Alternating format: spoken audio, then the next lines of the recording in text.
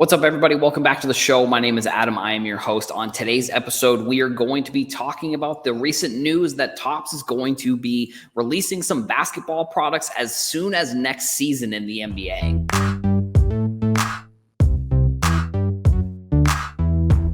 Like I said, thank you for clicking on this video. Like if you enjoy the video, hit the subscribe button if you are new, and I'm interested to hear your thoughts on this topic, so make sure you leave that in the comments as well. So again, sports cards, you never really know when breaking news is going to happen. So Shams comes in over the top last night.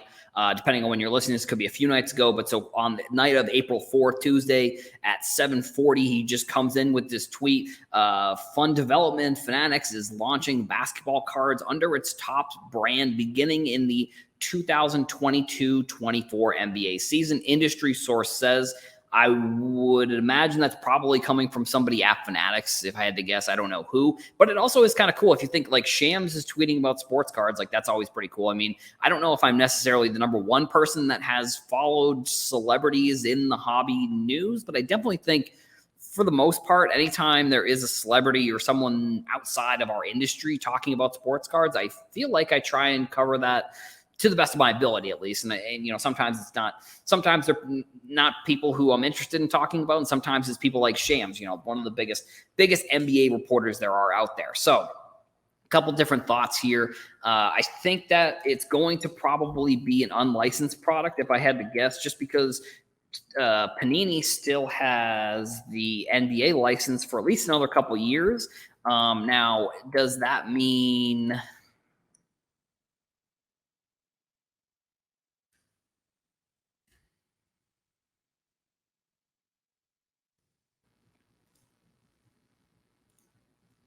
Now, does that mean that the product is going to be, you know, only NBA, or are they going to include maybe the G League, or are they going to try and license are they going to try and license something from Panini to maybe make a brand? I don't know exactly what this really means, because Topps has also made basketball cards in the past. Like they had the Overtime Elite, they had the McDonald's Topps Chrome set that recently just came out. They had the Topps Finest basketball that came out that was like old players' autographs. So I'm thinking that they're trying to capitalize on that player coming over from France and get some of his cards potentially into a sports card set, like an NBA set. If it's not going to be licensed, I guess, you know, is it really even worth it? Like if they're coming out with this product, like I do wonder when it's going to go into production. Like I would imagine, you know, the design of it probably is already in some sort of production. The actual production of the cards, probably not, because if it's going to be the 2023-24 season, that means they're probably going to include the upcoming draft in that product. So, you know, maybe we'll see Scoot Henderson. We'll see, you know, Victor, he coming over from France. But like, is the licensing for these cards going to be important? I think it will be important probably, but I also think, you know, Topps isn't afraid to come out with unlicensed product. Like they did come out with the Topps Chrome, or the Bowman Chrome football set last year that had like the Bryce Young first Bowman Chrome that was unlicensed. So like, I wouldn't be surprised if it's a similar situation where they are going to come out with some sort of Topps Chrome product or a Bowman Chrome product for this upcoming season. And then the year after that, maybe they're going to try and figure out the licensing. Obviously, I don't think anybody really saw the NIL kind of deals coming through when it came to sports cards and just NIL in general. So like this deal, I think is much different than I think like the NIL contracts that Topps has signed. I do think that like when it comes to the products, they are going to try and, I think that they're going to try and get the licensing realistically. Like I think that for Topps to just come out and say that they're going to start making an NBA product again, I have a feeling like they're not going to want to come out with their first product, like their first, and I guess it will sort of depend on what the product is. Like if it's Topps Chrome, I don't think that they're going to come out with a Topps Chrome product until they have the license, which means that they're either going to try and get it from Panini, or maybe they try and do some sort of sub-licensing through Panini. I don't know exactly what's going to happen with the licensing, because like Panini still has it until like 2025 or 2026, I believe. I forget the exact date, but like I think if they were to do some maybe a higher end set with like building up like a national treasures like set for these cards, that would potentially be maybe a more realistic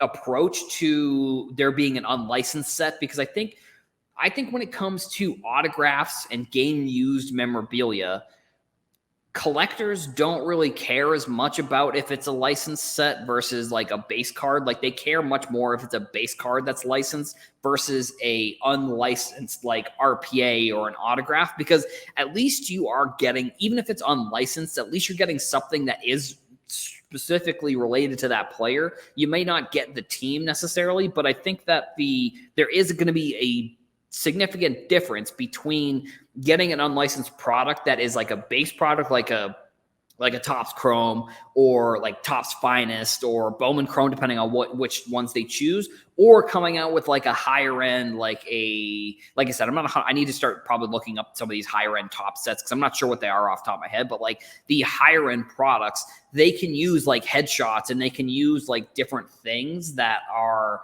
and it's the same way with like Panini, how they come out with like a National Treasures baseball. Like the National Treasures baseball, I feel like has more staying power in the hobby than like I don't know. There isn't really necessarily a thing that I could compare it to because Topps doesn't really come out with, other than like the Bowman Chrome set from last year, they don't really come out with too many unlicensed products. And now that obviously they're getting all of the licenses, that's not really something they have to worry about.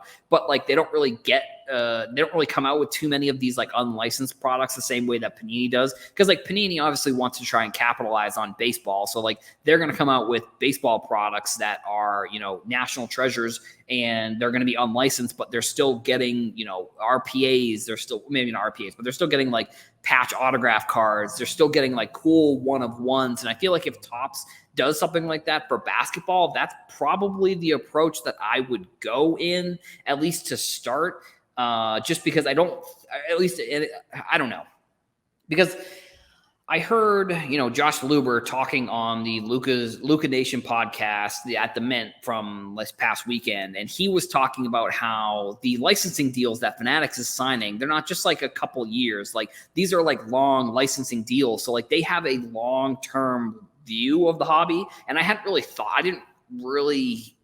thought of it that way, to be completely honest. Like I guess I had hoped that they would think of it that way. But the fact that like, somebody at Fanatics, whether you think Josh Luber is good for Fanatics or whether he still works there or not, he has been working there in the past. Somebody who has been working there looking at this and saying like, they have a approach that is going to be long-term versus an approach that's going to be short-term. I think that is a really good thing when it comes to how they're going to start rolling some of these products out. And I also think like, it's crazy to think back like 2 years ago when Fanatics came in and said that they were, buying the baseball license. And then they came in and said they're buying the football and basketball license. And then they came in and said they're buying Topps. And it all seemed like such a long time away. And it's like, we're kind of there. We're basically there, like to the point where next year, Fanatics says they're planning on coming out with NBA products, whether those are going to be licensed, whether they're going to be unlicensed,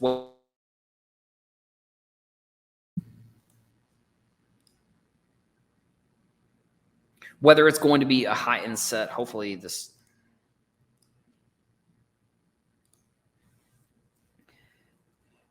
whether it's going to be a high-end set or it's going to be a base set, we aren't exactly sure yet what that means. Like, when these announcements come out, it's pretty much all speculation. And this is something that I don't know if I was on a podcast or if I was talking about it on my podcast, but like everything that we're hearing now is just kind of speculation for what the future is going to hold. We don't know what kind of products Topps is planning on coming out, because just saying that they're going to make NBA products really doesn't give us much information. Because like I said, if you look at like, I think it was Watch the Breaks, Ivan, he tweeted about like those three products that I mentioned earlier. Like, so Topps has made basketball products before, or they in the past few years. This isn't like, even they made not NBA, but they made like retired players like there was a Flashbacks Topps Finest, I think, with autographs, and we saw people like Dirk Nowitzki signing and all that kind of stuff. So we've seen them come out with products, and now it's going to be like, now we're almost to the point where they're going to start coming out with like what the next generation of sports cards are going to be. And it's exciting. It's nerve-wracking. You know, it's fun to see somebody like Shams tweeting about, you know, sports cards. Because I think, you know, this has 450 retweets, you know, bunch of quote tweets. It has 1 million views. You know, we've seen sports cards in different ways. Over the past few weeks, we've seen sports cards. Over the past few weeks, we've seen sports cards go viral in much different ways than I think we've seen in the past. Like we saw Michael Rubin's video where he was at the card shop and he FaceTimes Devin Booker. We see Shams tweeting about sports cards and getting 1 million views on a tweet. Before, it was like ESPN or Forbes was writing an article about the $1 million sale. And, you know, that's obviously much different. I think that's going to create sort of a different environment. No, that's not what I'm looking for. It's creating different, not like aura. That's not really what I'm looking for either. But it's the way that cards are going viral now, I think, is different than how it was during the pandemic, which I think will potentially lead to a healthier market, hopefully, because I think to say that the sports card market has been healthy is definitely not true. I don't think over the past few years we've seen dramatic increases and dramatic decreases, but I think the way that maybe Fanatics and hopefully the new kind of generation of card collectors and people creating content are trying to help the market more will lead to not, you know, it might not lead to a 20x increase, but it's not also going to lead to like a 15x decrease. Like maybe it's only a 1 or 2 or 3x increase, but it's not going to lead to such a huge increase and such a huge decrease. So I think that Shams tweeting about this is very cool. But like I said, we don't really have much more information, you know, other than Fanatics rolling out that they're going to be launching basketball cards in 2023, 2024.